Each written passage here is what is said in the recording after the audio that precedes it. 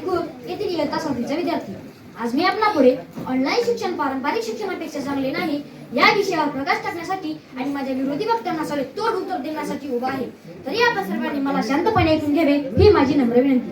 आदरणीय अध्यक्ष महोदय, मान्यवर परीक्षक आणि माझ्या प्रिय मित्रमैत्रिणी आणि ऑनलाईन शिक्षणाचे समर्थन करणाऱ्या माझ्या विरोधी वक्त्यांनो, आज मी इथे ठामपणे, निर्भयपणे आणि पुराव्यांसह सांगणार आहे की ऑनलाईन शिक्षण पारंपरिक शिक्षणापेक्षा चांगले नाही आणि कधीच असू शकत नाही. मित्रांनो, माझ्या विरोधी वक्त्यांना काय वाटते? मोबाईल, लॅपटॉप आणि इंटरनेट म्हणजे शिक्षण. पण मी त्यांना प्रश्न विचारतो, फक्त स्क्रीन असेल तर त्यांना संस्कार घडून येतील? फक्त नेटवर्क असेल तर त्यांच्या नेटवर्कचं कसं होणार?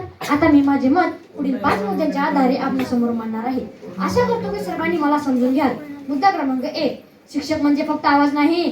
ऑनलाईन शिक्षणाचे समर्थक म्हणतात 1 क्लिक 1 क्लास. पण मी विचारतो, शिक्षक म्हणजे फक्त स्क्रीनवरचा चेहराच आहे का? पारंपरिक शिक्षणात शाळेत शिक्षक विद्यार्थ्यांच्या डोळ्यात पाहून शिकवतो, चुकीवर त्वरित दुरुस्ती करतो, गरजेच्या वेळी आधार देतो. ऑनलाईन शिक्षणात विद्यार्थी आहे की नाही, तो शिकतोय की जगतोय ते शिक्षकांनाही माहीत नसतं. मुद्दा क्रमांक 2, शिस्त हरलेली शिक्षण पद्धती. माझ्या विरोधकांनो, माझा तुम्हाला एक प्रश्न आहे. ऑनलाईन शिक्षणात शिस्त आहे असे तुम्ही सांगू शकता का? शिक्षक वर्ग चालू करतात पण विद्यार्थी मोबाईलवर गेम खेळत असतो. शिक्षक काहीतरी बोलत आहेत, काहीतरी समजावून सांगत आहेत, पण विद्यार्थीच गायब झालेले असतात. म्हणजे सगळं काही बनवे सुरू असते. There is online presence of student but not physical presence of student. काय वाटते तुम्हाला? हे काही शिक्षण पद्धती आहेत? हे शिक्षण पद्धती नाहीत, तर हे विद्यार्थ्यांची फसवणूक आहे. समोर बसलेल्या माझ्या सर्व श्रोत्यांनो, तुम्ही आहात की नाहीत माझ्या या मताशी सहमत?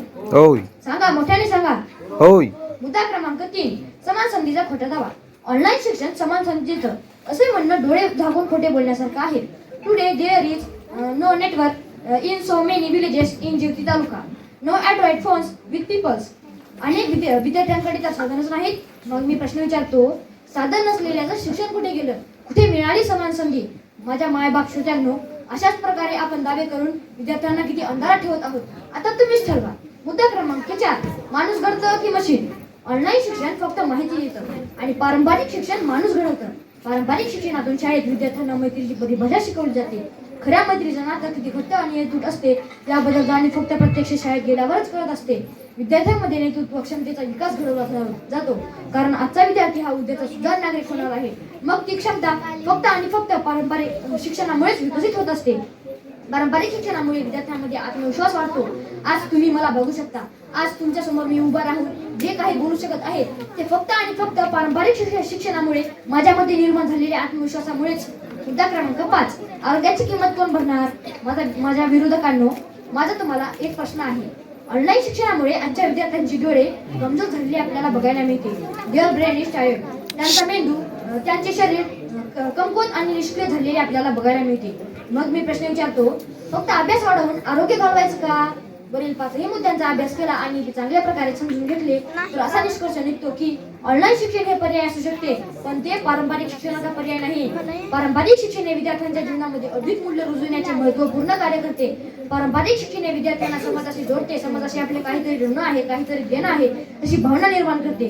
पारंपरिक शिक्षण हे विद्यार्थ्यांना शिक्षण घेत असतानाच खूप चांगली शिस्त राहते. म्हणून मी पूर्ण ताकदीने सांगतो, पारंपरिक शिक्षण हे ऑनलाईन शिक्षण हे पारंपरिक शिक्षणापेक्षा चांगले नाही, चांगले नाही, चांगले नाही. आणि हे सत्य कोणीही नाकारू शकत नाही. स्क्रीन ज्ञान देऊ शकते, पण शिक्षकच माणूस घडवतो.